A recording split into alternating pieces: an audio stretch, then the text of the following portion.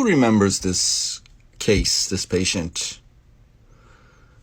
Tooth number 8, as you can see, really pretty severe resorption here, inflammatory resorption here, and periapical relucency, as you can see right there.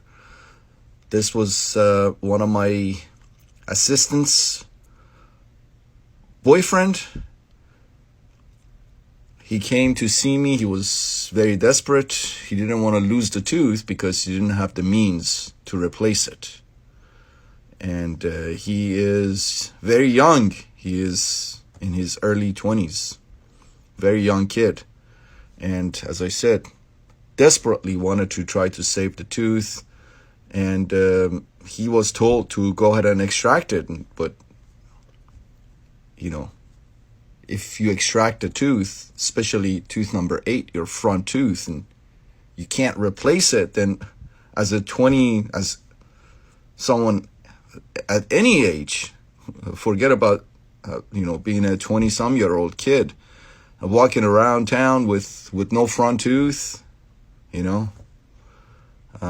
not the way to handle it. So he came to see me. He says, please do something. I'm desperate. I don't want to lose the tooth. And I look at the tooth and I said, oh, well, yeah, I'll do my best. But I want you to start saving up, because whatever I'll do for this tooth will be temporary.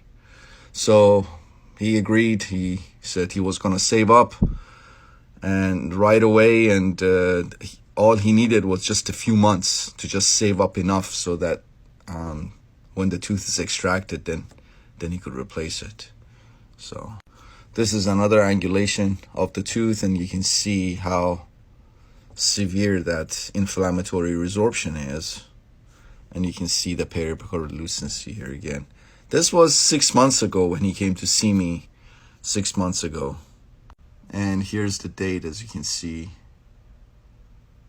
when I first saw him. This is immediately after we finished working on the tooth. As I was saying, the inflammatory resorption was pretty severe, and of course subgingival and subosseous. And cleaned it all out. The apical diameter here was over 50, so that's an MTA plug, and that's got a gutta-percha sealer. And as I said, cleaned it all out and restored it for him. And again, as I was saying, that was 6 months ago, and as you can see right there, 6 months ago. Well, he came back to see me today. Well, I'm taping this today, but it was actually yesterday when he came to see me for his 6 months post-op. And take a look. That's 6 months post-op. That large periapical relucency is healed completely. And remember, we did all of this in one appointment. So there was a periapical relucency. Some people, as I was said many times before, believe that these cases we should do multiple visits, place calcium hydroxide and all that stuff. I don't believe in any of that. And I have science and research backing me up, multiple studies. If I can get the canal dry, I can go ahead and obturate. And that was the case when I first saw him 6 months ago. And some people also believe that you can't, once you place your MTA plug, you have to wait 24 hours or something to allow the MTA to set, and then bring the patient back and fill the rest of the canal with gutta-percha sealer. Again, I don't believe that. I did that in one appointment, as I always have. And you can see this is 6 months post-op. You can see that my approach is good and sound and successful. 6 months post-op of the tooth. He had no symptoms, as I was saying. You can see that periapical relucency is healed completely.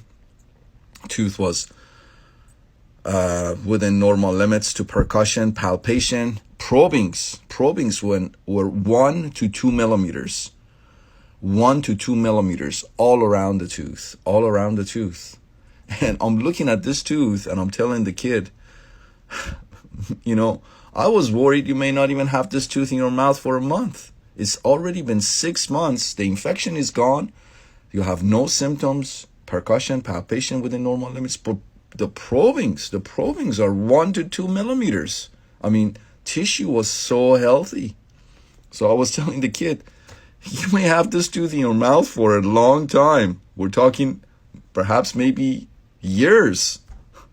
And I was worried that he would lose it in a month or two. And here it is. You can see 6 months post-op of tooth number 8. Let me put them next to each other so you can appreciate what we accomplished. So they were saying that, they were telling him that to go ahead and extract the tooth. And as I was saying, he was desperate, and I'm glad that I could help him out and didn't charge him really for all this work either. So this is 6 months ago, pre-op, and you can see the periapical lucency here, and of course the inflammatory resorption subosseous. And this was yesterday, excuse me, 6 months post-op. You can see the periapical lucency is healed completely. Periapical lucency there, no periapical lucency there. It's healed completely. And as I was saying, tooth was in full function as of yesterday. 6 months post-op, tooth was in full function, percussion within normal limits, palpation within normal limits. Gingiva was very healthy. Probings were 1 to 2 millimeters. So there it is. 6 months post-op of tooth number 8. As I was saying and telling the kid, I think you may have this tooth in your mouth for a very long time, but I still told him, please keep saving up, because if you ever have to extract the tooth, then you can go ahead and extract it and put a dental implant there. But for now, everything looked great. 6 months post-op of tooth number 8.